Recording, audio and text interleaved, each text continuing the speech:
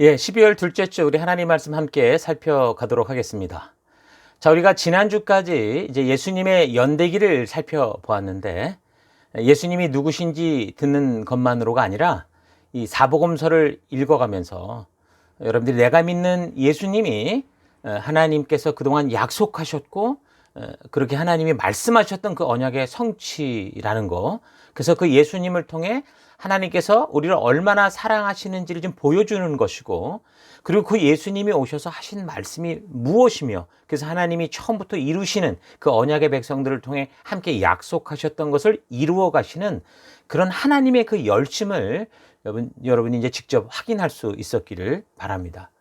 자, 우리가 이 교회를 나오고 믿음을 가지게 될 때 어떤 연유로 믿게 되었든, 모태신앙이든 또는 자기 발로 스스로 교회를 찾아왔든, 또는 교회에 예쁜 여자, 멋진 오빠 이런 사람들이 있어서 만나러 왔든, 친구 따라왔든, 또 호기심에 왔든, 또는 어떤 경험과 어떤 기적적인 체험을 했던, 어쩌면 다른 사람들은 들어도 이해할 수 없는 그런 자기의 구원의 그 간증을 가졌다고 하더라도, 그 어떤 자기의 이유든 간에 그거는 하나님께서 여러분들을 부르신 그 진정한 부르심이라고 봅니다. 그 어떤 하나도 가짜가 없죠. 하나님은 어떤 방법으로든 우리를 부르시고 하나님의 말씀의 자리로 초대하시는 게 분명합니다. 그러니까 우리는 이 구원이 우리의 실력이 아니라, 각자 연유가 너무 다르다 보니까 그 실력이 아니라 정말 하나님이 우리를 그냥 받아주신 거구나 라는 것을 우리가 알 수 있는 거죠. 그래서 이 구원은 우리의 믿음의 결과가 아니라 사실은 하나님의 은혜의 결과입니다. 그래서 이 믿음이라는 것 자체도 우리가 나중에 되돌아보면 하나님이 주신 놀라운 선물이다라는 걸 우리가 확실하게 알 수 있게 되는 거죠. 근데 이제 문제는 뭡니까? 마치 이제 유치원에 들어간 아이들에게 만약에 최고 성능의 무슨 요즘에 이런 컴퓨터 기기들, 아이패드가 됐든 삼성 갤럭시가 됐든 최신의 것을 준다고 해도 그 놀라운 기능을 잘 모르잖아요. 잘 활용할 수가 없잖아요. 그러니까 그런 것과 같은 상태라고 볼 수 있습니다. 그래서 그런 상태에서, 그 부름을 받은 그 은혜의 상태에서 바르게 성장해 간다면 하나님이 우리를 향해 준비하시고 베푸신 이 놀라운 축복을 발견하고 누리게 되겠지만, 그런데 어찌 하다가 이제 바른 성장의 길에 서지 못하게 된다면 오히려 이제 교회당에는 있지만 어떤 영적인 착각 속에서, 좀 심하게 말하면 교회당에서 이제 하나님이 받으실 수 없는 그런 자기 우상 숭배에 빠져서 그렇게 이제 종교 생활만 하게 될 수도 있다라는 겁니다. 그래서 중요한 게 뭡니까? 그 은혜를 받은 은혜로, 그러니까 하나님의 거저주는 은혜로 받았던 그 사랑, 그 구원, 그 믿음에 대해서 우리가 스스로 확인해야 되는 거죠. 그 사마리아 수가성의 여인에게 그 예수님에 대해서 소개를 받았던 그 사마리아 사람들처럼 처음에는 누군가가 불러서 그런 이유를 가지고 어떻게 믿음을 가지게 됐든 간에 결국은 내 스스로가 하나님의 심정이 적혀져 있는 이 성경과 역사를 통해서 이 예수님이 바로 하나님이 보내셨던 그 메시아, 구세주요, 또 창조자요, 또 나의 치료자요, 나의 선한 목자 되신 것, 이거를 확인하고, 그래서 그분이 바로 하나님의 뜨거운 사랑의 그 실체였다라는 것을 아는 거, 이게 중요한 겁니다. 찬송가 411장에도 우리 그런 찬양을 하죠. 날 사랑하심, 날 사랑하심, 날 사랑하심, 성경에 써있네. 이런 찬양 우리가 하지 않습니까? 그러니까 우리가 거저받은 믿음에 대해서, 은혜로 받은 이 구원에 대해서, 그리고 그 하나님의 사랑에 대해서 반드시 우리가 어떤 이유로 교회에 왔든 이제 우리가 해야 될 것은 어디로 가는 거예요? 신의 산으로 가는 거. 스스로 그 성경과 역사 안으로 들어가서 진리의 성령 하나님으로 말미암아 내가 지금 이곳에 있고 내가 그 부르심 가운데 있는 거구나라는 것을 아는 거, 확인하는 거, 이게 중요한 겁니다. 그래서 하나님께서 주신 이 하나님의 나라 법도와 규례와 명령과 이 계명, 그러니까 하나님 나라 백성답게 살아가는 하나님의 그 의도를 따라서 이제 각자가 부름받고 살아가는 삶의 터 곳곳에서 정말 하나님이 부르신 그 빛과 소금 같은, 그러니까 하나님 나라 백성답게 살아가는 진정한 변화가 있어야죠. 이전에 살아왔던 옛사람의 가치가 다 우리 삶에서 깨어지고 이제는 우리 하나님이 주신 하나님 나라 백성다운 그 가치를 가지고 살아가는 변화가 있어야 되는 겁니다. 그러니까 저는 생각하기를 교회에 나오면서 이 열정적이지 못한 그런 분들이 있거든요. 좀 조용하고 그런 분들이 있습니다. 그런데 그분들이 어떤 모습이든 간에 중요한 건 계속 예배당에 나오고 있고 또 예배에 참석하고 있고 말씀을 듣고 있다. 그러니까 복음에 대해서 적대적이지 않고 계속 뭔가 꾸준히 참석하고 듣고 있다라는 것, 그것도 사실은 뭐예요? 믿음으로 말미암아 믿음이 심어졌기 때문에 나타나는 현상이라고 봅니다. 그런데 잘 모르죠. 왜냐하면 말씀으로 확인을 하지 못했으니까 믿음에 대한 이 개념을 잘 모르다 보니까 자기식대로 이해를 하고 자기 느낌에 더 이제 집중되어 있기 때문에 헷갈리고 이게 믿음인가 좀 헷갈려서 그렇지. 아니, 믿음이 아니고서 하나님의 은혜가 아니고서는 그 말씀 앞에 나올 자가 없는 거죠. 자, 그래서 무엇보다 스스로 이 성경을 통해, 이 말씀을 통해 성령 하나님의 이 인도하심을 직접 만나는 것, 이게 중요한 겁니다. 여기는 이제 우리가 진정으로 의지를 가지고 우리가 나아갈 우리의 선택의 부분입니다.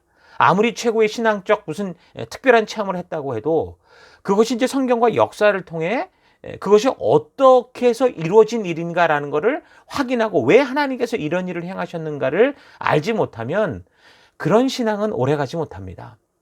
대부분 뭔가 미신적으로, 그러니까 자기 확신에 빠져서 예배당에 나와서 기도를 드리고 예배를 보고는 있고 뭐 자기는 뭐 기독교인이다라고 말을 하고 있지만 전혀 하나님이 보실 때는 이해할 수 없는 그런 이상한 길로 빠질 가능성이 많죠.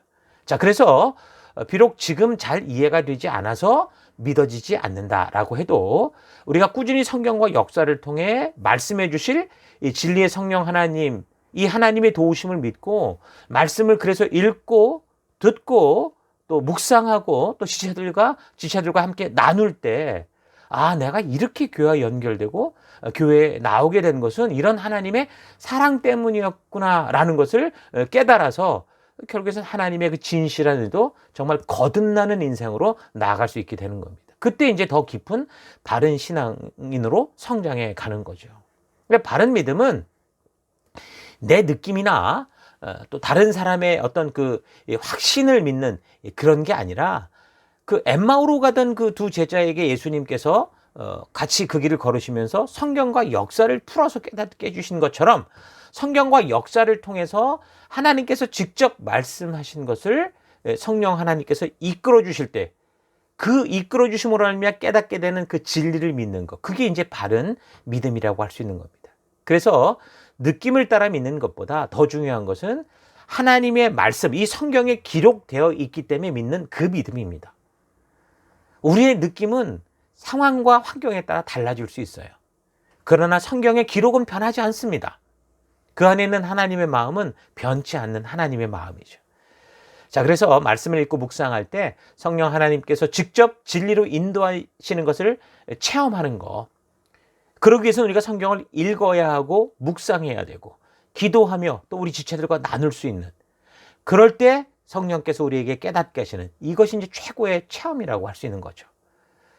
자, 성경과 역사를 통해서 그래서 예수님이 누구신지, 그래서 오셔서 무엇을 말씀하셨고 또 어떤 일을 하셨는지, 특별히 예수님이 오셨을 때 그 예수님이 그 사람이 할 수 없는 그 하나님만이 행할 수 있는 그런 기적과 역사들을 나타내 보였던 것이 왜 그랬는지, 그러니까 보편적으로 예수님이 분명히 하나님의 아들로 이 땅에 오셔서 하나님으로 이 땅에 오셔서 이 땅에서 사역하실 때 어떤 식으로 사람들과 제자들과 사역을 행하셨는지, 이거를 잘 알아야, 그래야 이제 우리가 그 예수님의 부르심으로 말미암아 그 사명을 가지고 나아가는 이 성도들, 이 사람들을 통해 이제 행하는 그 기록이 있는 이 사도행전, 이 사도들의 행적을 살펴나갈 때 새 언약의 문을 열고 하나님의 말씀을 믿는 믿음의 위에 교회를 세워가시는 이 성령의 사역을 이해할 수 있고, 또 변함없는 세상의 박해도 교회와 성도들을 이끌어 가시는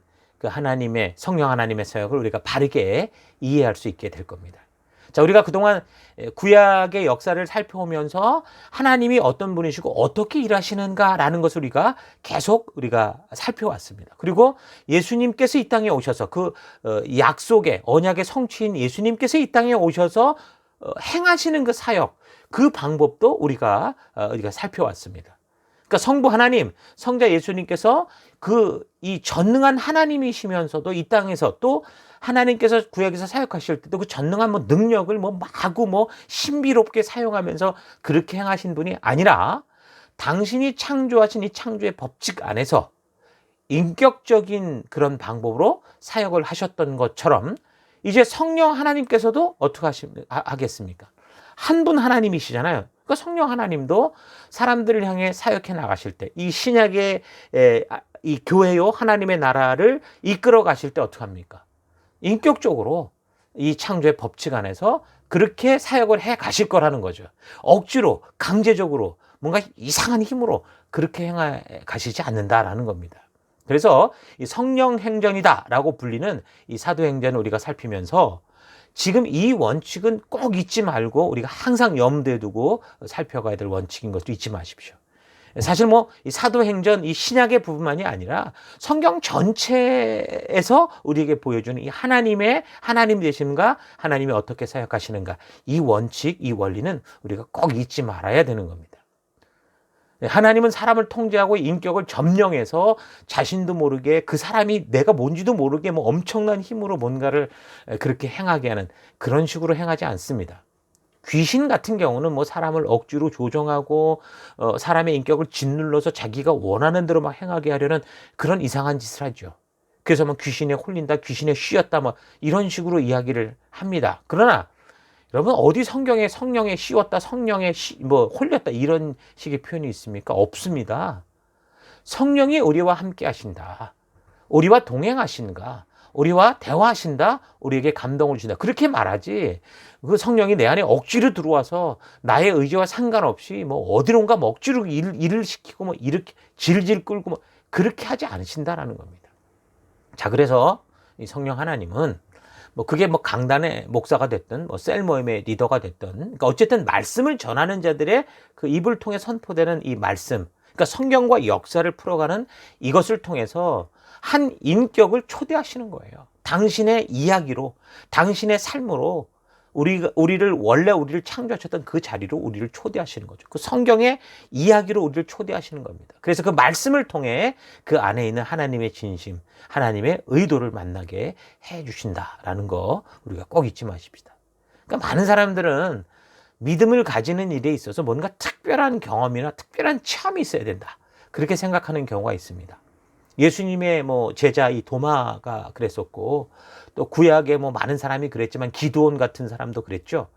근데 예수님께서 도마에게 뭐라고 말씀하셨습니까? 너는 나를 보았기 때문에 믿는구나. 그러나 나를 보지 않고도 믿는 사람, 그 어떤 사람입니까? 그 말씀을 듣고 믿는 사람인 거죠. 그런 사람은 복이 있다 하시면서 우리를 참으로 복된 자리로 초대하실 때 말씀으로 초청하시는 이것을 우리가 잘 기억해야 됩니다.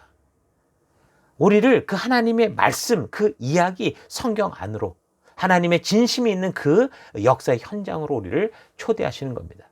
그래서 우리가 구원의 확신이나 또 어떤 문제가 해결된 것에 대해서 우리가 생각할 때 무슨 나의 느낌이나 그런 어떤 감각이 아니라 성경을 통해 이 기록을 통해 이 사실을 이런 일이 어떤 일이었는가, 왜 이런 일이 벌어졌는가라는 것을 확인할 수 있을 때 그게 그 어떤 믿음이든 간에 그런 믿음이 온전하고 건전하고 바르게 성장할 수 있는 그런 믿음이 될 수 있다라는 겁니다.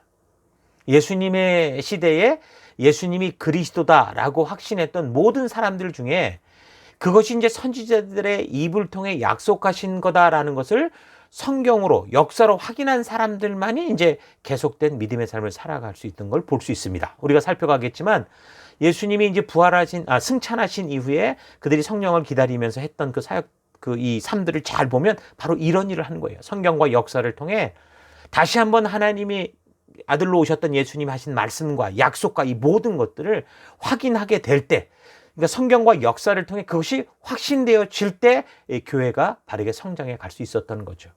예수님께서 죽으시고 부활하신 후에도 하셨던 사역이 뭐예요? 하나님의 약속하심이 무엇이었고 이 성경의 약속이 뭐고 그 성취가 어떻게 되는가? 그 성취가 바로 예수 그리스도셨다라는 거, 이 죽음과 부활의 모든 것들이 성경 안에 있다라는 것을 이걸 풀어서 가르치시는 그런 일이었잖아요. 그러니까 우리가 할 일도 바로 그래서 이 성경과 역사를 통해 하나님의 약속이 어떻게 이루어지는가, 어떻게 되었는가 이런 것들을 우리가 알 수 있어야 됩니다. 그러니까 자신의 느낌이나 감정 중요하죠. 그러나 그것보다 더 확실한 변치 않는 이 성경의 기록으로 여러분의 믿음을 확인하고 확신 가운데 거할 수 있어야 됩니다. 그래서 우리가 다시 이제 사도들의 행적을 살펴나갈 때 이런 원칙을 잊지 않고 이 성경의 기록으로, 이 성경의 역사로 우리가 정말 하나님의 진심과 하나님의 의도를 만날 수 있는 그런 기회들이 될 수 있기를 바랍니다. 자, 이렇게 삼위일체 하나님이 어떤 분이신지 이 성경을 보는 이런 안목을 가지고 오늘부터는 이제 우리가 예수님의 연대기에 이어서 예수님의 승천 이후에 계속되는 이 신약의 역사를 살펴나갑니다. 그러니까 예수님의 일생을 통해 하나님의 그 사랑의 심장이 어떠했었는지, 그래서 우리에게 어떤 축복된 일을 하셨는가, 무슨 일을 행하셨는가를 알게 되었다면 이제 사도들의 행적을 통해서 우리에게 하나님의 그 진정한 사랑을 알게 하신 예수님께서 보내주신 성령 하나님의 사역을 우리가 살피면서 그와 동행하면서 이제 우리가 새 언약 백성이 됐잖아요. 그래서 왕 같은 제사장이요 거룩한 나라요 하나님의 소유된 백성으로서 우리 주님이 다시 오실 때까지 어떻게 우리 하나님과 동행하며 살아가야 되는가. 그래서 오늘 이 시대 우리는 성도로서 어떤 삶을 살아가야 되는가라는 것을 바르게 알아갈 수 있는 그런 시간들이 될 수 있기를 바랍니다. 자, 그런 기록이 있는 사도행전은 예수님의 승천 사건부터 다루기 시작합니다. 그러니까 재밌는 것은 지금 이 신약 성경이 보여주는 이 교회의 역사는 유대인에 의해서 적혀진 게 아니라 누가라고 하는 이방인에 의해서 그가 살핀 역사적인 눈에 의해서 적혀졌다라는 겁니다. 그래서 어쩌면 예수님에 관한 것이나 교회 시대의 역사가 더 사실적이고 좀 객관적인 시각에 의해 적혀진, 그러니까 완전한 역사적 사실에 근거한 거다라는 것을 알 수 있는 거죠.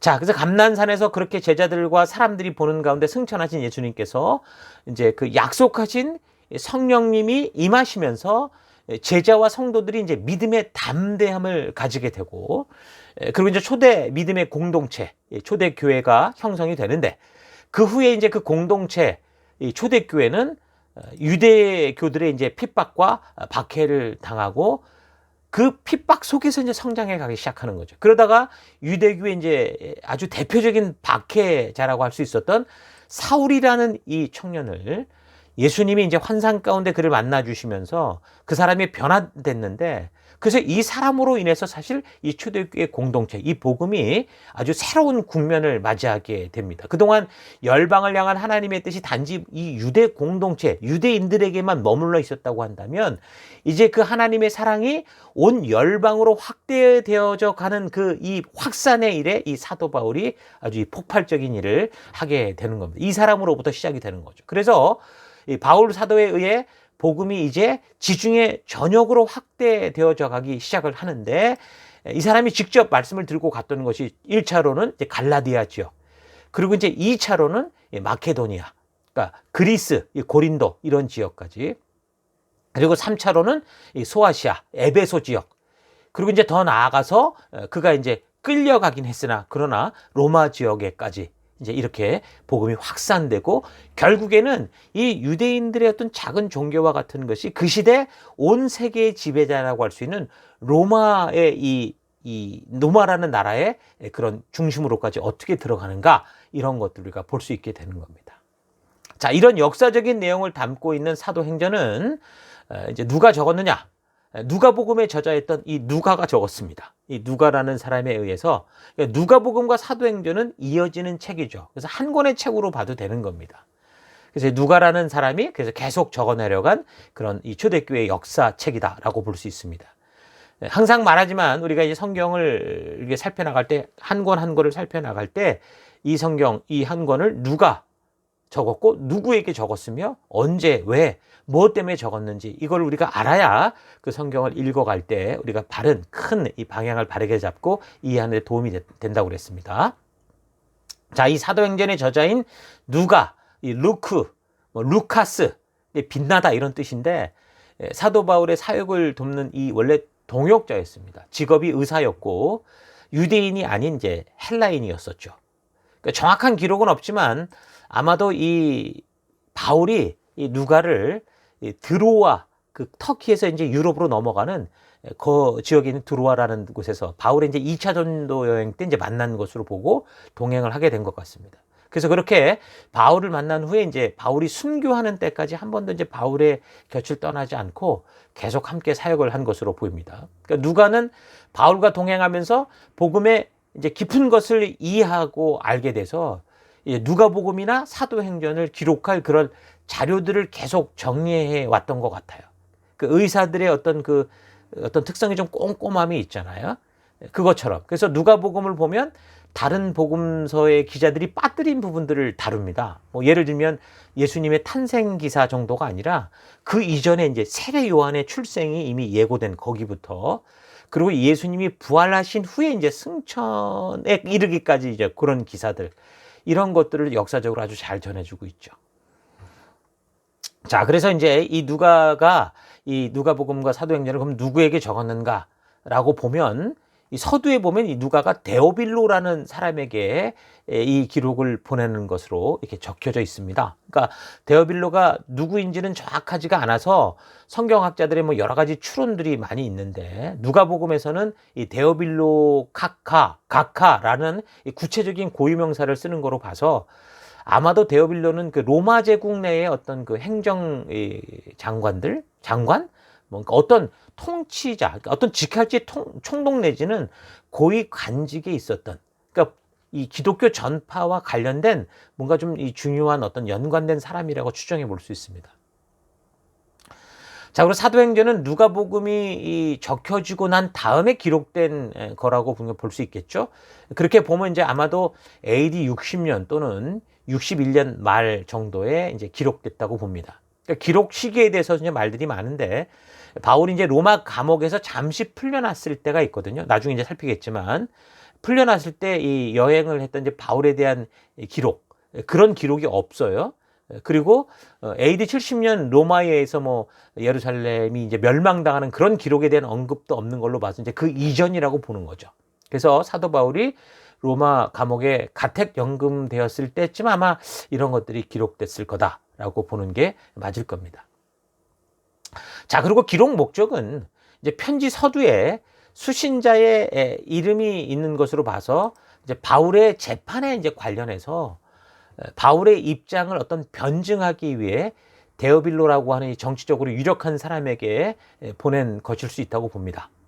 그러니까 이제 기독교와 관련이 돼 있고 뭐 바울의 재판과도 관련이 돼 있을 수 있겠죠.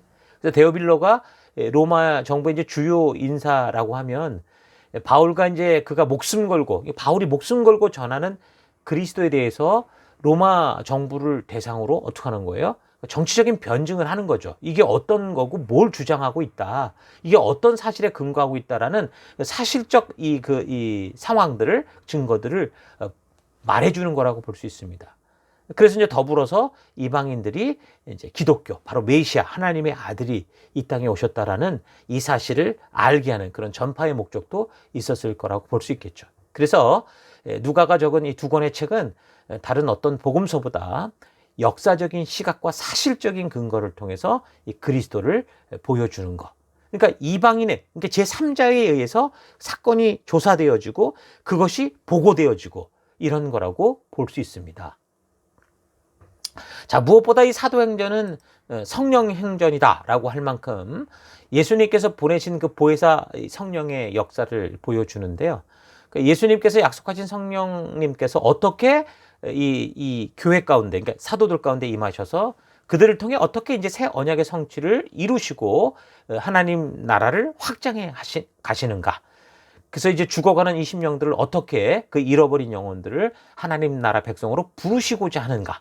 이 하나님 나라로 그들을 어떻게 부르시는가라는 것을 보여주는 거죠. 그래서 이제 성령 행전이다. 이제 우리가 그렇게 부르거든요. 그래서 이제 우리는 성령 하나님께서 예수님의 사역 이후에 어떻게 하나님의 뜻을 행하여 가시는지를 잘 우리가 살펴야 될 겁니다. 그러니까 무엇보다 중요한 것은 아까도 말한 걸 반복해서 말하지만 구약을 통해 보았던 하나님의 이 사역이나 또 이 세상에 오셔서 이 땅에 오셔서 행하셨던 예수님의 사역의 가장 중요한 그 방법들이 뭐라고 그랬습니까? 창조의 법칙 안에서 사람을 향해 인격적으로 사역하신다라는 거였죠. 그래서 사람들이 할 수 없는 어떤 전능한 능력을 통해 일하는 게 아니라 이 말씀, 이 약속과 언약, 그것을 믿는 믿음을 가진 이 사람을 통해 일하신다라는 것을 우리가 반드시 잘 기억하고 살펴가야 됩니다. 성령 행전이어서 성령의 사역이지만 그것을 사람을 통해 인격적으로 창조의 법칙 안에서 일해간다라는 요 핵심 개념을 잊지 말고 읽어가야 되는 거죠. 그래서 믿음이란 인격과 인격 사이에서 만들어지는 그런 결과라는 거. 그래서 하나님은 우리에게 율법을 이렇게 강조하려고 하는 게 아니라 믿음의 관계, 살아있는 관계를 원하셨잖아요. 그래서 예수님께서도 우리가 감당할 수 없는 이 십자가 희생을 대신해 주시면서 그래서 어떻게 하시는 거예요? 그 하나님과의 끊어진 관계를 회복해 주시는 거 아닙니까? 자, 그렇다면 삼위일체 하나님이신 성령 하나님께서는 어떻게 일하실까? 성부 하나님이 일해 오시는 것과 성자 예수님께서 일해 오신 같은 방법으로, 그러니까 믿음의 관계 안에서 그렇게 일하셔 간다라는 겁니다. 자, 그래서 이런 사실을 잊지 마시고 사도행전을 읽어나가면서 오늘 우리가 어떻게 이 시대 속에서도 이 변함없이 이 살아있는 성령님과 또 이 땅에서 인격적으로 그런 믿음의 관계 안에서 또 창조의 법칙 안에서 우리가 가지는 우리의 이 한계 안에서 그 사명의 길을 걸어갈 것인가, 이런 걸 바르게 알 수 있는 그런 축복된 시간들이 될 수 있기를 바랍니다. 자, 사도행전은 사도들 이 이야기를 전체 이야기하고 있지는 않습니다. 대체로 이제 내용의 전개는 베드로의 이야기, 그리고 이제 바울의 이야기로 이제 이렇게 이야기가 전개가 되는데, 사도행전 1장에서 7장까지는 이제 베드로 사도의 행적을 중심으로 이렇게 얘기를 했다고 보면, 8장부터 12장까지는 베드로의 이야기, 그리고 바울의 이야기가 이제 중복이 돼서 나오고, 그 다음에 마지막 이제 13장에서 마지막 28장까지는 사도 바울이 중심이 된 그런 이야기, 이것이 이제 기록이 되고 있습니다. 그래서 우리는 이 사도행전을 통해서 그 초기 복음이, 그러니까 예수님께서 이 땅에서 죽으시고 부활하시고 승천하신 후 성령님이 오심으로 말미암아 완성된 이 교회, 새 언약의 성취, 이 복음이, 이 초기 복음이 어떻게 전파돼 가는가? 그러니까 예루살렘으로부터 그다음 온 유대와 사마리아로, 그리고 온 땅으로 어떻게 전파되고 확산돼 갔는가? 그래서 어떻게 로마에까지 이제 복음이 전해졌는지 이걸 알 수 있는데, 이런 역사를 통해 우리가 이제 이 시대 성도로서 우리는 과연 그런 이 사도행전의 이 복음의 전파의 모습을 보면서 우리는 어떤 삶을 살아가야 되는가, 분명한 성도로서의 그런 정체성, 우리의 사명을 확인할 수 있는 그런 깊이 있는 되돌아봄이 꼭 있어야 됩니다. 이제 우리가 새 언약의 백성된 자로서 왕같은 제사장이요 거룩한 나라요 하나님의 소유된 백성으로 이 시대 속에 어떻게 살아갈 수 있는지, 그 일에 성령 하나님께서 어떻게 정말 보혜사로서 우리와 함께 행해 가시는지, 이걸 바르게 알아가도록 하십시다. 그러니까 성도의 삶을 돕는 성령님의 사역이 어떤 것인지, 그 은사가 무엇인지, 그래서 우리가 성도로서 생명을 낳는, 생명을 세우는 삶을 우리가 살아갈 때 우리의 역할은 그래서 어떤 것인지, 그 성령님과 또 성령님을 통해 나타나는 그런 은사들과 그런 역사들을 우리가 어떻게 성도로서 온전히 이루어갈 것인지, 이걸 잘 이렇게 분별하는 거, 이게 굉장히 중요한 거라고 볼 수 있습니다. 자, 그래서 우리는 이제 몇 주에 걸쳐서 사도행전을 중심으로 그렇게 이제 연대기적으로 이 초대교회의 역사를 우리가 이제 계속 살펴볼 건데, 신약의 역사는 복음서와 사도행전, 이렇게 두 개가 전부라고 볼 수 있습니다. 그리고 이제 사도들의 행적을 담은 이 사도행전을 우리가 살피면서 이 사도행전이 역사를 말해주고 있으니까 거기에 이제 시간에 맞는 이 서신서들을 연대기적인 순서에 맞춰서 우리가 그동안 구약을 살펴왔던 것처럼, 뭐 400년 침묵기를 살펴왔던 것처럼 계속해서 우리 예수님의 행적을 살폈던 것처럼, 그리고 지금도 이렇게 우리가 나머지 성경들을 살펴나가게 될 겁니다. 그래서 이렇게 시간적인 연결을 통해서 읽게 되면 우리가 이전에 알지 못했던 말씀의 의도를 더 정확하게 볼 수 있습니다. 그러니까 큰 숲을 보는 그런 눈을 우리가 계속 지금 훈련해 가고 있고, 그거를 볼 수 있어야 우리가 세세한 나무들을 볼 수 있기 때문에 우리가 지금처럼 시간을 연결해서 살펴보면 이 말씀의 의도를 더 정확히 볼 수 있는 그런 눈을 가지게 될 겁니다. 그래서 우리가 이것도 계속 듣기만 하고 그냥 그렇게 넘어가 버리면 잊어버리게 됩니다. 그러지 않으면 어떻게 된다고요? 들은 것을 읽어야 되고, 여러분이 묵상해야 되고, 확인해야 되고, 연구해야 되고, 또 글로 적어봐야 되고, 그리고 그것을 가지고 또 지체들과 나누어 봐야 되고. 그래서 이제 그렇게 함으로 말미암아 이 말씀이 우리의 기억 속에 기록이 돼서 우리의 마음에 새겨지게 되는 거죠. 그래서 우리의 가치가 점점점 바뀌어져 가는 겁니다. 그래서 언젠가 우리도 모르게 성경 안에 이렇게 계속 따라가다 보면 세상을 볼 때마다 이것은 아닌데 라는 그런 성령의 음성이 더 강하게 들려오는 그런 가치, 하늘의 가치를 따라 살아갈 수 있게 된다는 거 잊지 마십시오.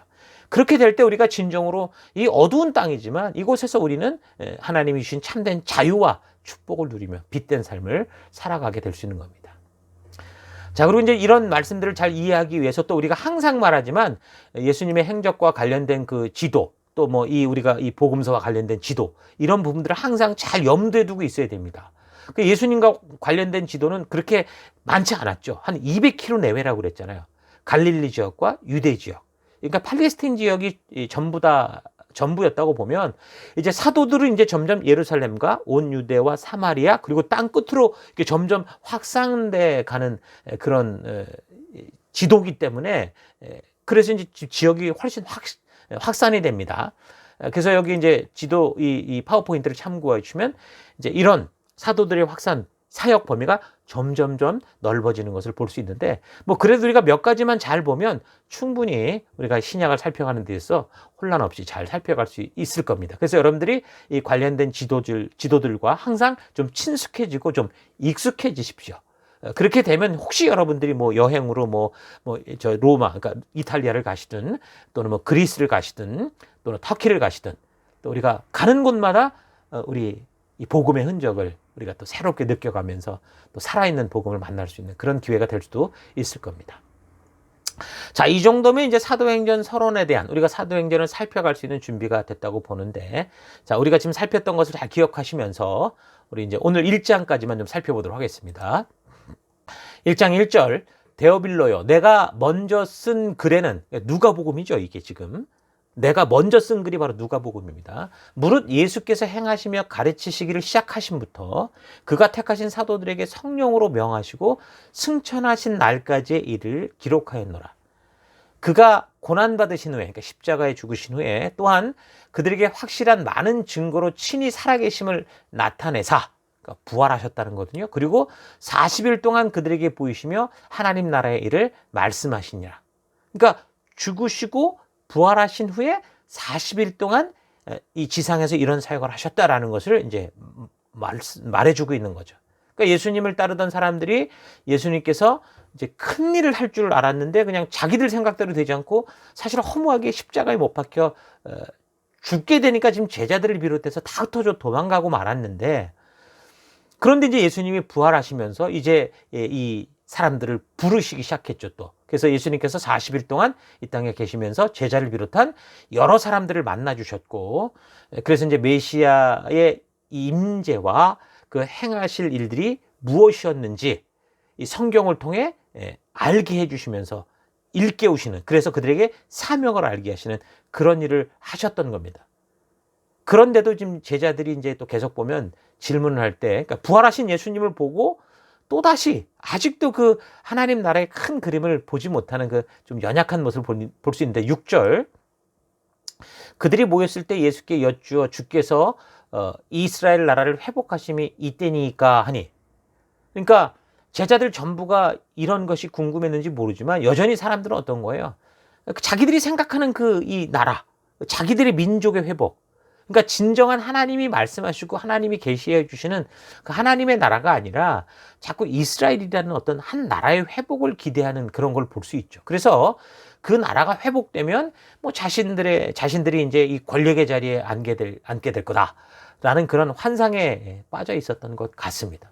그런데 이제 예수님의 십자가 처형과 더불어 그들의 기대가 산산이 부서졌는데 이제 부활하신 예수님을 보게 되니까 또 이제 죽음까지 이기고 부활하신 예수님이니까, 그리고 하늘과 땅의 모든 권세를 이제 받았다라고 이제 죽었다 살아신 분이 말씀하시니까 이제야말로 이제 이 세상을 뒤집어 엎을 그런 우리의 나라를 만들 때가 아닌가라고 생각을 해서 이제 이렇게 이제 질문을 하게 되는 거죠. 그때 이제 예수님께서 그런 제자들과 사람들에게 말씀하시기를 7절 이르시되 때와 시기는 아버지께서 자기의 권한에 두셨으니 너희가 알 바 아니요. 그러니까 예수님은 저들의 관심이 이 지상의 나라가 아니라 하늘의 나라, 하나님께서 직접 통치하시는 나라, 저들에게 진정한 생명과 소망이 되는 나라, 그 나라가 있다. 그것이 이제 시작되는 나라다라는 걸 말씀해 주십니다. 뭐 그때가 언제인지 모르지만 그날이 올 건데 그날은 하나님만이 아신다. 그러니까 진정으로 이 모든 이 세상을 이기는 그런 나라가 되는 그런 마지막 나라는 하나님만이 아시고, 그 하나님이 그때를 우리에게 주실 건데, 그러나 지금 우리는 어떡하라는 거예요? 우리에게 주어진 이 현장에서 그 영원한 나라가 이미 시작된 거, 이미 예수님 오심으로 말미암아 그리고 성령의 임재로 이제 시작된 이 하나님의 나라 백성답게 살아가야 된다라는 그런 의도에서 사명을 알게 하시는 겁니다. 그래서 성령 하나님이 먼저 오셔서 우리 가운데 믿음 가운데 임할 때 이제 벌어질 일들을 말씀해 주시는데 그게 이제 8절이죠. 오직 성령이 너희에게 임하시면 너희가 권능을 받고 예루살렘과 온 유대와 사마리아와 땅 끝까지 이르러 내 증인이 되리라. 그러니까 여기서 성령 강림은 예수님의 이 초림 사건과 같이 봐서는 안 됩니다. 그러니까 예수님께서 오셔서 행하신 이 죄의 문제를 해결하는 십자가 사역은 사람이 함께 동역하고 함께 감당할 수 있는 그런 일이 아니었죠. 오직 예수님만이 감당하실 수 있는 그런 일이었었는데, 이제 성령 하나님이 임하시면서 이제 권능을 받고 그리고 증인이 된다. 그게 누굽니까? 그게 바로 우리 아닙니까? 그래서 이거는 어떻다라는 거예요. 그러니까 하나님이 전능한 힘과 능력으로 예수님이 이 땅에 오셔서 당신만이 할 수 있는 일을 하셨던 것처럼 성령님이 이 땅에 오셔서 성령님만이 할 수 있는 일을 하겠다, 그런 게 아니라 바로 우리와 함께 일하시겠다. 그러니까 혼자 전능한 능력으로 일하는 게 아니라 구약에서처럼 끝까지 이 말씀대로 믿는 그 믿음의 사람을 통해 일하시고, 또 신약에서도 예수가 그리스도가 되시다라는 것을 믿고 말씀대로 사는 사람들을 통해 일하시겠다. 그러니까 과거나 지금이나 변함없는 그 약속을 말씀해 주시는 거죠. 그러니까 성령님이 강림하실 때 나 대신 뭔가 내가 있지도 않은 어떤 무슨 신령한 힘에 내가 막 이렇게 휩싸이는 그런 게 아니라 나의 모든 삶에 함께 하사 끝까지 이 말씀 그대로 믿음 따라 사는 그런 사람들로 하여금 진정한 하나님의 뜻을 깨닫게 하셔서 정말 인격적 믿음의 관계, 그래서 하나님과 공동으로 협력하는, 그래서 이 땅에 그들이 하나님을 대표하는 열방의 제사장이요 거룩한 나라요 하나님의 소유된 백성으로서 빛과 소금으로서 그렇게 살아가는 그런 일을 하게 하신다. 그 말을 지금 얘기하는 겁니다. 그러나 이제 그러니까 성도들이 만약에 그렇다고 한다면 이 성도들이 하나님의 말씀을 바르게 알고 그 말씀을 따라 살아가는 거, 이게 얼마나 중요한 겁니까? 바로 그런 행동이 있고 그런 순종이 있을 때 비로소 하나님이 지금 예수님을 통해 성령님을 통해 이루신 이 하나님의 나라, 이 교회가 온전한 이 하나님의 나라의 역할을 하게 되는 거죠.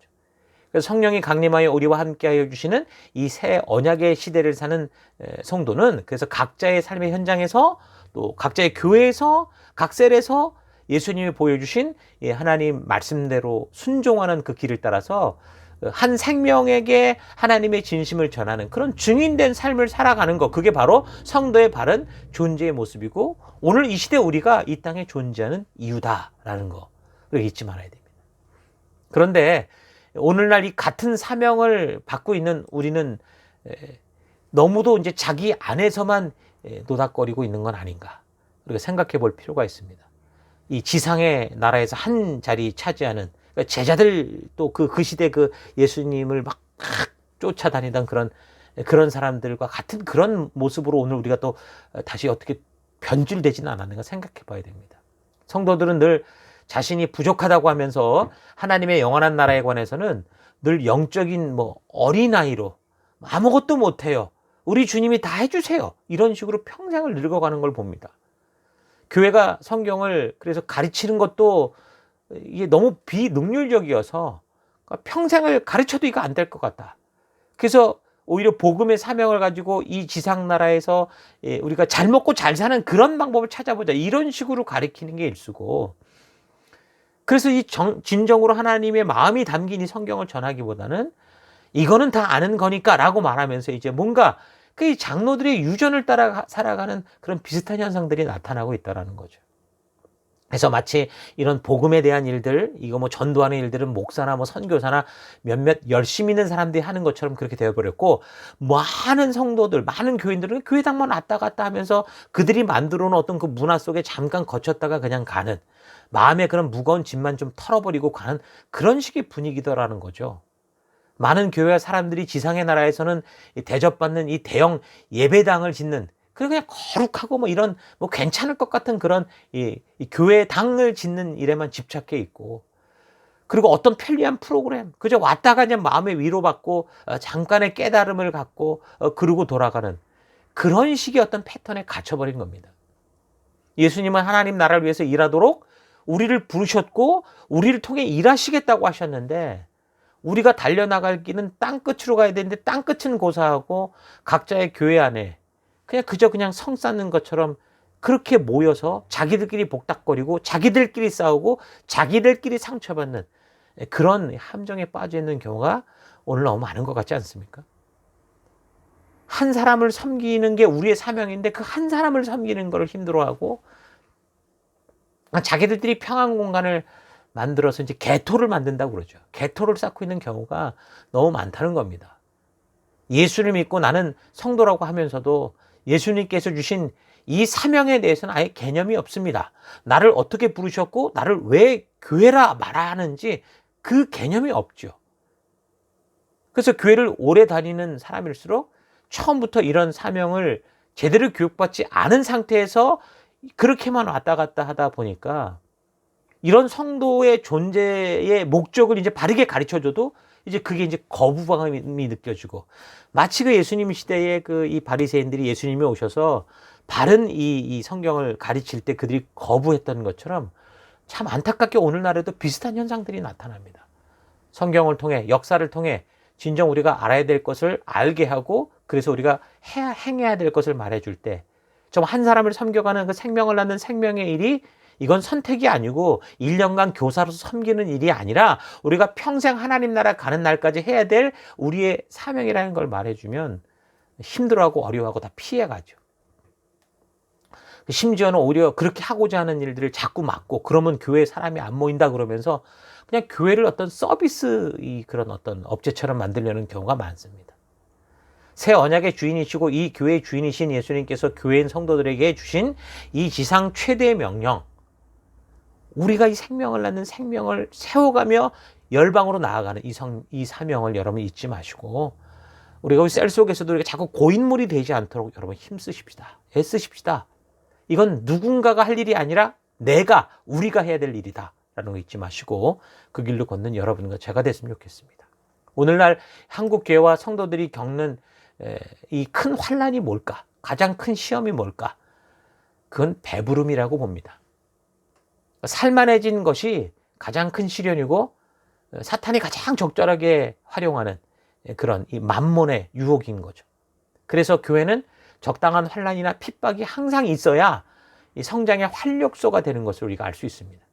역사적으로 그랬습니다. 그러니까 초대교회 당시 수많은 핍박과 환난이 교회를 강하게 했고, 이 복음이 짓눌러도 계속 퍼질 수 있도록 그렇게 했었었는데, 그런데 이제 역사적으로 볼 때 AD 313년 로마의 황제 콘스탄티누스가 교회를 인정하면서부터 교회는 타락하기 시작했고, 그래서 이 세상을 결국 중세 암흑 시대로 만들어 버리죠. 그러니까 교회는 핍박이 있어서 그래서 성장을 못하는 게 아니라 너무 안정적이어서 성장하지 못하는, 그게 이제 정확한 답이라고 볼 수 있습니다. 그래서 국민소득 뭐 2만 불 정도가 넘어가면 이제 선진국이다 그렇게 말하는데, 이제 선진국으로 들어간 나라치고 이게 교회가 건강해지는 게 아니라 세상과 타협하고 타락하고 점점 뭐 악해지고 약해지고 변질되는, 이렇게 부인할 수 없는 게 그게 오늘날 교회의 역사죠.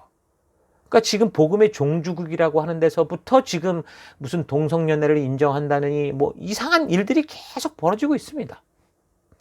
그래서 우리는 우리의 그릇을 이 겸손하게 이 한계를 딱 주님의 말씀 앞에 한계로 딱 이렇게 정해놓고, 그 이상의 것이 생길 때는 계속 우리가 좀 흘려내는, 뭔가 자꾸 더 좋은 예배당, 더 큰 예배당, 제1예배당, 제2예배당, 제3예배당 1창고, 2창고, 3창고 만들어서 계속 쌓아두는 그런 게 아니라 우리의 한계를 정하고 계속 흘려보내는, 그래서 자꾸 맑은 물이 흘러갈 수 있게 하는 그런 삶을 살아갈 수도 힘써야 됩니다.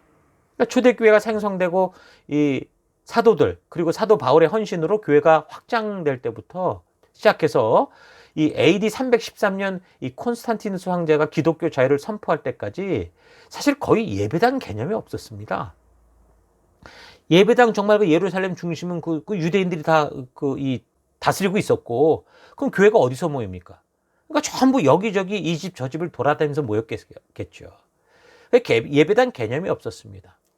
거의 다 핍박을 피해서 숨어서 각 가정에서 몰래 모이거나 아니면 무슨 회당에 모였다 치더라도 건물 안에 그런 갇혀져 있는 그런 교회가 아니라 항상 유동적인 살아있는 꿈틀거리는, 그래서 이리저리 생명을 찾아다니며 그렇게 모였다가 흩어졌다는 그런 복음을 전파하는 그런 스타일이었죠. 오늘날 우리가 이 코로나 바이러스 때문에 이렇게 지금 우리가 어쩔 수 없는 이런 상황이 된 거하고 거의 비슷한 상황입니다. 그러니까 각자가 흩어진 거기서 계속 살아있는 생명력으로 복음을 전하고 외치고, 그리고 모일 때는 함께 모여서 우리 교회가 그렇게 하듯이 하나님의 뜻과 의도, 하나님의 말씀이 뭔가를 알아가는 그런 일들을 하고 또 다시 흩어지고, 그 흩어진 곳에서 교회가 되고 빛과 소금이 돼서 또 말씀을 전하는 그런 삶이었었다라는 거죠.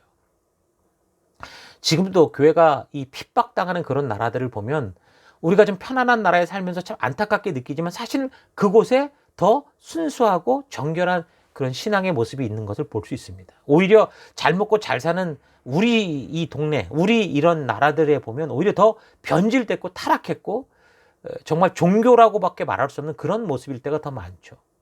오히려 핍박이 있는 곳에서 성도가 더 강해지고 있고, 순교를 하더라도 이런 회피하지 않고 그 길을 걸어가는, 예배도 뜨겁고 찬양도 뜨겁고 계속 복음이 전파되는 것을 볼 수 있습니다. 근데 그렇지 않은 곳의 교회들은 모여가지고 자기들끼리만 잔치하고 놀고 그러다 보니까 이 복음이 펼쳐지지 않는 겁니다. 아직도 우리나라 안에 뭐 호주도 그렇고 이 복음을 듣지 못하고 믿지 않는 사람들이 근 80% 이상이 된다고 볼 수 있습니다. 그러니까 교회와 성도는 지금 그런데도 불구하고 자기가 살아가는 이 지상 나라에서 복 받는 일, 내 사업 잘 되고 내 직장 잘 되고 내가 돈 버는 그런 일에만 정말 관심을 너무 많이 가지고 있어서 실제로 우리가 해야 되는 그런 일들에는 정말 헌신하여 나아가는 게 아니라 뭐 조금 그나마 좀 뭐 괜찮은 것 같아 보인다면 돈 보내는 걸로 끝내는 걸로, 이런 식일 때가 너무나 많죠. 그러니까 구원파나 뭐 신천지 같은 이단들은 기성교회에 침투해서 성도들을 혼란에 빠뜨려서 교회를 파괴하고 결국 자기 교단으로 데려가는 것을 사명이라고 하죠. 그러니까 이단은 이단이니까 그렇다 치더라도 안타까운 것은 오히려 기성교단 교회들조차 이런 복음을 듣지 못하는 곳에 교회를 세우려는 게 아니라 어떻게 하고 있습니까? 그냥 다른 큰 도시에, 그러니까 제1교회, 제2교회, 그러니까 브랜치 교회를 계속 만들어서 뭔가 거의 뭐 대기업화되는 그런 경우가 너무 많은 게 오늘날 우리 현실입니다.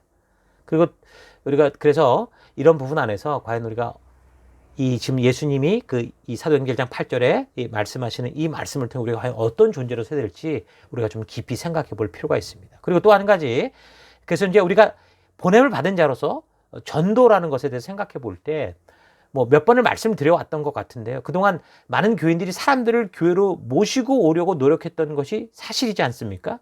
근데 그거는 대부분 전도의 개념보다는 인도하는 수준에 멈춰 있을 때가 많죠.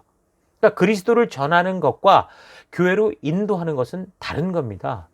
그래서 교회 안에 있어도 그저 인도된 상태에 있는 사람들은 교회 문화를 알고 새로운 교제권이 생겼을 뿐이지 전혀 복음의 말씀답게 변해서 성장해 가지 않는 그런 현상을 보이고 있죠. 그러니까 교회에 이들이 들어오게 될 때 어떤 이유로 들어왔든 결국 아까 말한 것처럼 신의 산, 말씀으로 나아가서 내가 누군지, 하나님이 누군지, 어떤 사명을 가졌는지 그 가치를 깨달아야 되는데 그게 아니라 그냥 교회에 당만 왔다 갔다 하는 그런 문화만 추가적으로 생겼다라는 거죠. 그래서 오히려 그런 사람들은 또 교회를 오해합니다. 하나님을 오해하고 예수님을 오해하고 성령님을 오해합니다. 그래서 자신이 원하는 것을 얻을 수 있는 그런 공간으로 그런 어떤 방법으로서 그러다 보니까 자꾸 미신화, 신비화 이런 현상이 생겨서 자꾸 이제 교회가 변질되는 그런 모습을 볼 수 있습니다. 그러다 보니까 사람들은 헌신하고 말씀대로 살며 한 영혼을 이 주님의 그 사랑으로 품는 하나님의 가족이 되려고 하기보다는 그저 자기는 왔다 갔다 해도 아무도 간섭하지 않으나 그런 하나님의 복은 누릴 수 있는 그런 어떤 곳이라고 생각해서 자꾸 큰 교회, 서비스가 좋고 이런 교회를 자꾸 찾아가려고 하는 거죠. 과거 박해와 핍박이 있는 그때 누가 그 위험한 모임에 참가만 하려고 해도 교제만 하려고 해도 어떻게 했습니까? 그때는 죽는 거였습니다. 초대교회 당시는 그럴 가능성이 많았죠. 지금도 예를 들면 북한 같은데 그리스도의 바른 도가 전해지고 그것만이 참된 생명이 되다라는 걸 알기 때문에 지금 북한에 있는 그 지하교회 성도들이나 뭐 초대교회 성도들이나 또 이 로마의 핍박 속에 있는 성도들이 그렇게 목숨 걸고 모인 거 아닙니까?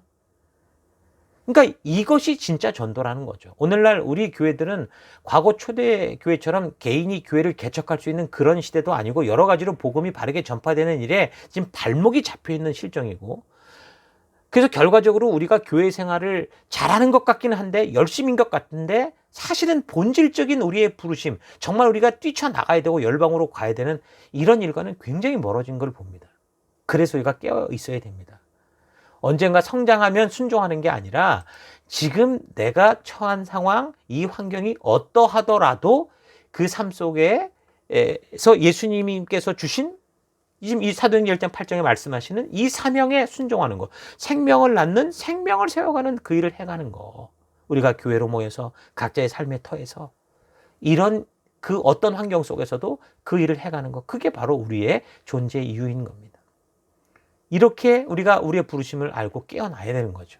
그래서 지금도 우리가 이 2020년에 셀 사역을 마쳤다고 해서 말씀을 끊고 예배를 끊는 게 아니잖아요. 계속해서 우리에게 주신 이 영혼들을 섬겨가는 거. 그래서 이 말씀은 늘 끊어지지 않는. 그래서 이번에는 온라인으로 또 이렇게 모일 수 있는 그런 모임들을 우리가 공식적으로 얘기를 하고 있고 이제 1년 내내 이 복음이 매주 우리가 이 셀 안에서 전파될 수 있도록 그렇게 하는 이제 시스템이 된 거죠. 예루살렘과 온 유대와 사마리아와 땅끝 우리가 보냄을 받은 곳이 그 어떤 곳이든 우리가 이제 사람들을 인도하고 사람말 바갈바갈 모아놓는 게 아니라 모은 자들을 우리의 가족 속에 속하게 해서 어떻게 하는 거예요? 전도하는 삶. 그래서 전도를 할 수 있는 삶으로 나아가게 하는 거. 그 일을 해가야 되는 겁니다. 여러분 멀리서 찾지 마시고 또 나중을 기약하지 마시고 현재 우리의 삶의 터 안에서 우리의 교회 안에서 우리가 지금 어떤 삶과 어떤 환경을 만난다고 하더라도 우리의 셀로 모이고 그래서 그곳에서 이 사명을 실천해가는 그런 우리가 될 수 있으면 좋겠습니다. 사도행전 1장 8절에 이 주님의 권능이 임하시는 이 성령의 임하시는 말미암은 권능과 우리가 행할 이 일들을 잘 기억하면서 이런 삶 속에 나아가는 우리가 되기를 바랍니다.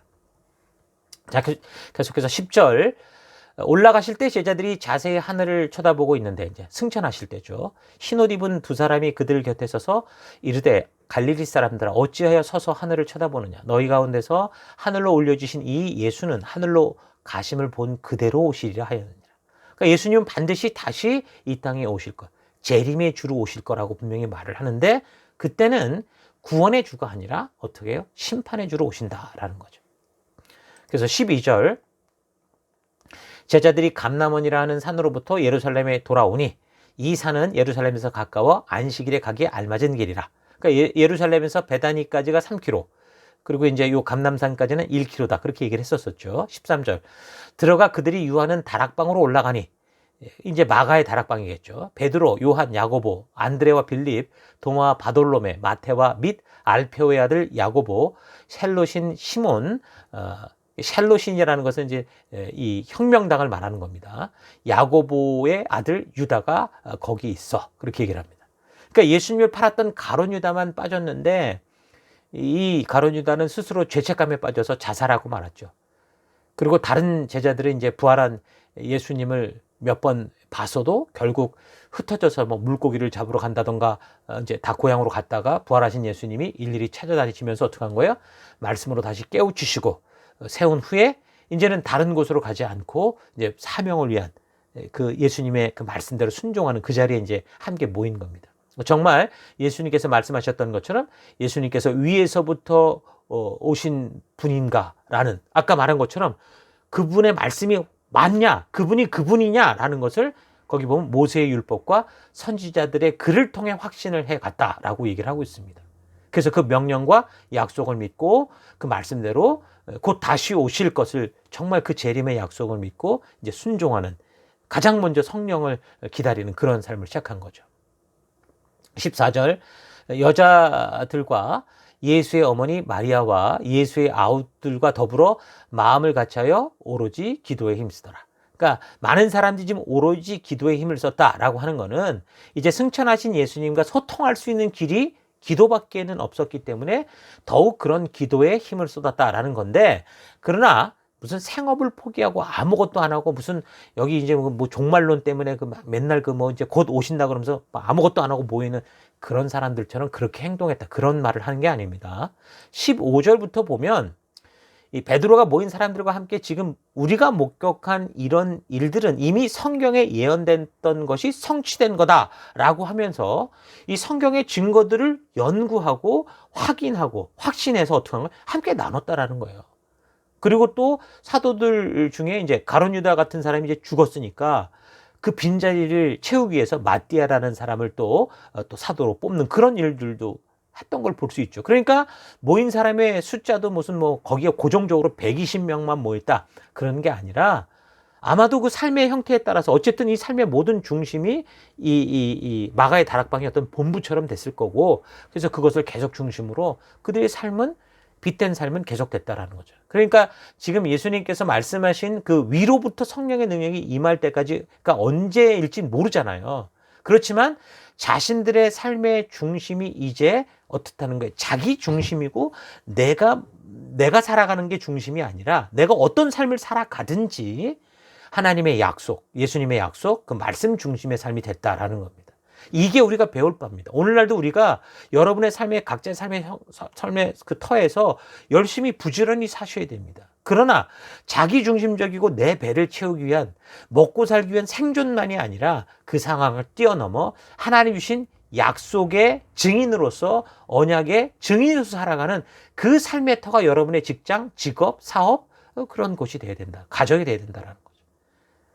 그래서 자신들이 경험하고 믿었던 것들이 성경에 어떻게 예언되었었는지 공부하고 확인하고, 그래서 하나님의 놀라운 사랑이 이렇게 성취됐구나, 감사하는 시간들이 됐었겠죠. 그래서 그 하나님의 진심을 알게 되니까 교회에 왔다가 흩어져서 자기 삶으로 돌아가게 되면, 그러니까 자기가 원하는 그런 이 하나님을 이용하는 그런 삶이 아니라 같은 일을 여전히 해야 했어도 이제는 삶에 살아가는 이유, 삶의 우선순위가 바뀐 거죠. 내가 같은 일을 해도 하나님의 영광을 위해, 주님이 주신 이 거룩한 복된 빛된 삶을 위해, 열방의 제사장다운 삶을 위해 그렇게 살아가는 이유가 됐다라는 겁니다.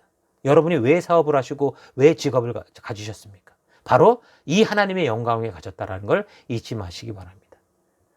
내가 바른 믿음의 그런 서로 삶을 살고 있는지 아닌지 우리가 확인하는 방법은 지금 내 삶에서 내가 처해 있는 이 직장과 직업과 사업과 이런 모든 것들에 뭐가 지금 우선순위고 내가 왜 이걸 하고 있는지를 뭐라고 생각하고 있는가, 그 우선순위를 살펴보면 될 겁니다. 자, 오늘은 여기까지 할 건데, 이 제자와 성도들이 이전에는 그렇지 않았지만 부활하시고 승천하신 예수님을 본 후에 그분의 약속을 기다리며 성경을 통해서 하나님의 진심을 확인하게 되니까 그들의 느낌과 자기 생각이 아니라 말씀이 그 삶의 중심이 돼서 살아가는 이유가 되어서 자신들의 삶의 연장에서 그렇게 순종하는 그런 삶이 된 것 여러분 잘 기억하시고, 그래서 비록 지금 여러분의 삶이 뭐 분주하고 생존을 위해서 정신없이 살아가야 된다고 하더라도 우리가 살아가는 것은 단지 생존을 위한 게 아니라고 했습니다. 예수님께서도 하늘에 계신 하나님께서 그걸 아신다고 말씀하셨습니다. 그러니까 우리가 살아가는 이 삶의 모든 일들이 그 이유가 이제 하나님의 영광을 위해, 하나님 나라를 위해 내가 직업을 가졌고 사업을 행하고 있으며 가정에 속해서 이런 일들을 하고 있다라는 거 잊지 마시고, 그렇게 주님이 주신 이런 부르심을 따라 살아가는 여러분과 제가 됐으면 좋겠습니다. 자, 이번 주간 사도행전을 시작하면서 이 한 주간 여러분의 그런 삶의 이유가 바르게 정리되길 바라고, 바른 우선순위로 그렇게 잘 준비되는 그런 한 주가 될 수 있기를 바랍니다. 자, 계속해서 다음 주에 2장 살펴가도록 하겠습니다. 오늘 나눈 우리 말씀을 묵상하시면서 잠시 우리 기도하고 묵상하겠습니다. 잠시 눈 감고 우리 같이 묵상하겠습니다. 기도하십니다.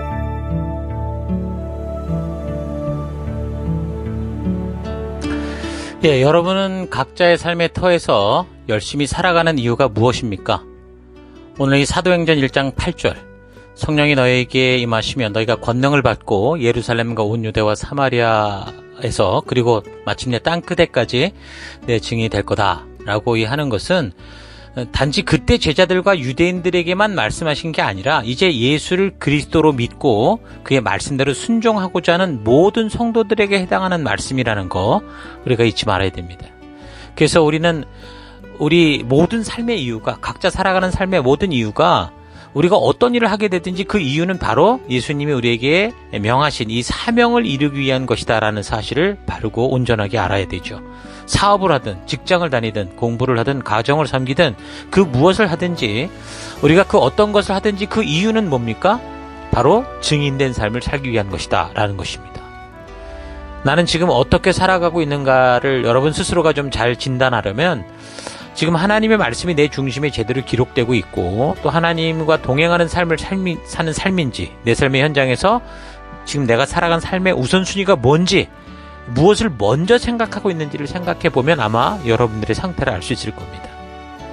여러분의 현실은 어디에 있습니까? 은혜를 알고 기뻐하며 말씀 중심으로 살던 삶이 내 욕심과 내 생각 중심으로 바뀌어 있지는 않습니까?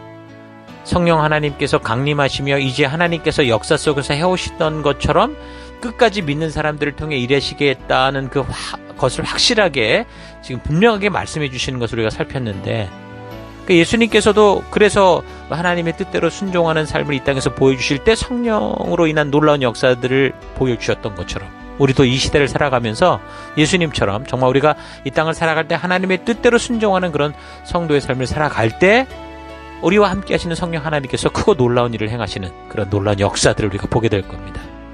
지금 우리가 코로나 바이러스로 인해서 이렇게 흩어진 교회가 되었는데, 이렇게 됐다고 하더라도 각자가 선 삶의 터 곳곳에서 하나님께서 우리를 부르신 교회가 바로 나하고 왕같은 제사장이요 거룩한 나라요 하나님의 소유된 백성이다, 빛과 소금이다, 나는 증인이다 라는 사실을 잊지 마시고 여러분이 선 곳에서 계속된 증인된 삶, 그런 삶을 살아가는 우리가 되기를 바랍니다.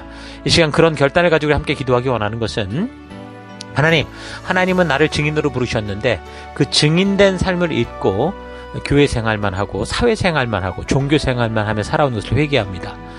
내가 지금 살아가는 삶의 터 곳곳에서 어떤 일을 내가 하든지 그런 일을 하는 이유가 바로 증인된 삶을 위한 거다라는 사실을 잊지 않고, 그래서 하나님의 말씀의 가치를 따라 행하며 살아가는 내가 되기 원합니다. 하나님 사도들의 행적을 살펴나가면서 하나님을 향한 오해들을 우리가 성경의 이 역사를 통해 다시 한번 잘 확인해 보면서 바른 하나님을 만나고 정말 바른 성령 하나님을 만나서 그 하나님이 어떻게 일하시는가를 온전히 알아 그 길로 걷는 내가 되기 원합니다. 우리 다 같이 잠시 묵상하며 기도하겠습니다. 기도하십시다.